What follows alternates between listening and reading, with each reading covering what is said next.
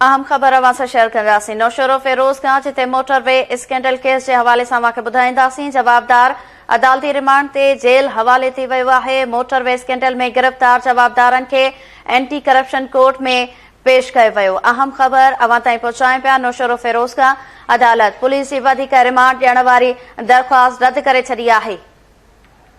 अदालत मुख़्तियारकार शफ़ीक सुमरो, सजाद मेमण ऐं ॿियनि खे जेल हवाले करे छॾियो आहे। मोटरवे स्कैंडल केस के हवाले से अवांखे ॿुधायूं पिया। जवाबदार अदालती रिमांड ते जेल हवाले। मोटरवे स्कैंडल में गिरफ़्तार जवाबदारनि खे एंटी करप्शन कोर्ट में पेश कयो वियो। अदालत पुलिस जे वधीक रिमांड ॾियण वारी दरख़्वास्त रद्द करे छॾी आहे।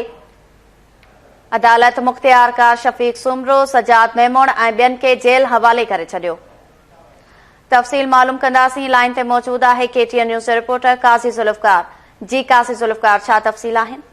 जी बिल्कुल। नौशरो फिरोज़ मां गुज़रंदड़ मोटरवे M6 जेको सखर खां हैदराबाद ठहणो आहे, उन जी 1500 एकड़ ज़मीन जी ख़रीदारीअ में जेको 3 अरब 61 करोड़ रुपए बिना करप्शन थी आहे, उन केस में जेके गिरफ़्तार जवाबदार आहिनि उन्हनि खे अॼु एंटी करप्शन जी ख़ासि अदालत आहे उन में पेश कयो वियो आहे रिमांड जे लाइ।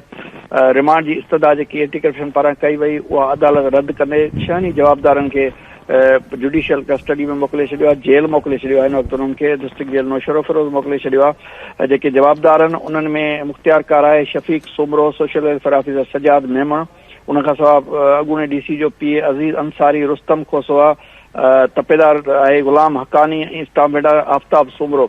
सभिनि खे जेको अदालत आहे उहो जेल हवाले करे छॾियो। मां तव्हांखे इहो ॿुधायां त 20 जवाबदारनि जे ख़िलाफ़ एंटी करप्शन वटि केस दाख़िल थियल आहे, जिन मां हीउ जवाबदार गिरफ़्तार हुआ। अञा बाक़ी जेके जवाबदार आहिनि जंहिंमें अॻूणो DC आहे ताशफीन आलम, उनखां सवाइ इहो ख़ालिद चन्ना आहे, रहमतुल्लाह सोलंकी समेत जेके बाक़ी जवाबदार अञा ताईं गिरफ़्तार न आहिनि थी सघिया। जी वॾी महिरबानी नाज़रीन। नौशरो फिरोज़ खां काज़ी ज़ुल्फ़कार तफ़सील न आहिनि।